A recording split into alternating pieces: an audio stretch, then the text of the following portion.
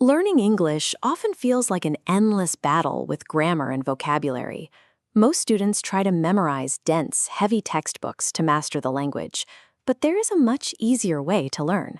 You can actually attach English vocabulary directly to the peaceful, natural rhythm of your everyday life, like the quiet moment you drink your morning coffee by the window. This rhythm is what we call a routine, a specific set of actions you perform in the exact same sequential order every single day. For many, that daily sequence starts with the temptation of the alarm clock. When it rings, you might press the snooze button, stopping the alarm to get just 5 more minutes of sleep. Eventually, you get out of bed. Then you move through the basics of morning hygiene.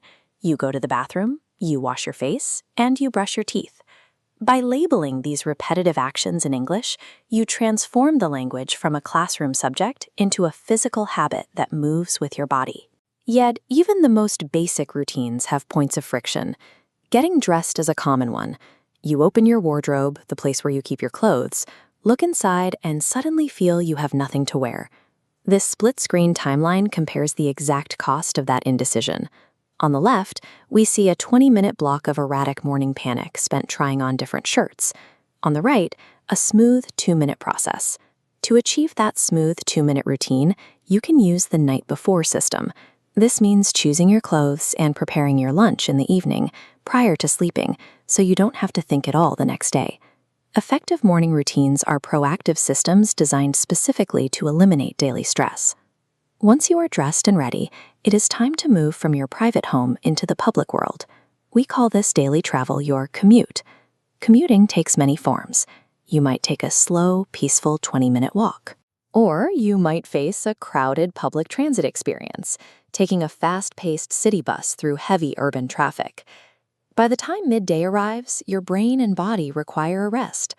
The workplace lunch break serves primarily as a physical reset, a dedicated time to pause your tasks and refuel. But it also serves a secondary, social purpose. It is a moment to sit down with your colleagues, the people you work with, to share food, talk, and laugh together. This midday break acts as a vital bridge. It transitions you out of your solitary morning movement and into necessary human connection. A few hours after that social break, a noticeable biological shift happens.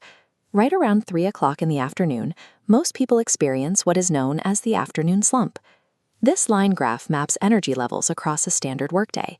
Notice the sharp, dramatic drop occurring exactly at 3 o'clock.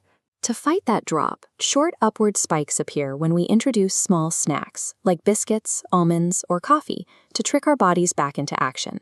While a 4th cup of heavy coffee might wake you up, lighter alternatives like green tea can provide energy while helping you feel calm and clear-headed. Ultimately, our afternoon routines are artificial interventions. We use them specifically to manage and correct these natural dips in our biology.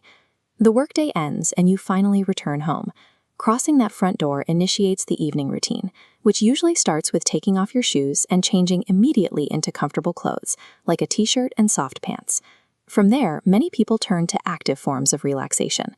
Preparing dinner requires focus, and the rhythmic motion of a kitchen knife rapidly chopping fresh vegetables can actually help quiet a busy mind.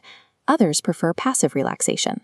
They might spend 10 minutes sitting completely silently on the sofa, doing absolutely nothing, or watching a few episodes of a comedy series. A proper evening routine serves a specific function. It is the deliberate, sequential dismantling of the stress you accumulated during the workday. As the night closes, we run into one final conflict based on our natural sleep schedules. Some people are morning people, ready to sleep early. Others are evening people, highly active until midnight. This diagram shows the modern barrier to that sleep. Blue light from our phone screens enters the eye and directly blocks a natural sleep signal from reaching the brain. It tricks your mind into believing it is still daytime, even late at night. This leads directly to the behavioral trap of the late evening. We stay up staring at our screens, justifying just one more episode or just a few more minutes of scrolling. Finding a rhythm that fits means adjusting your habits to work with your natural energy levels instead of fighting against them. So we want to know, are you a morning person or an evening person?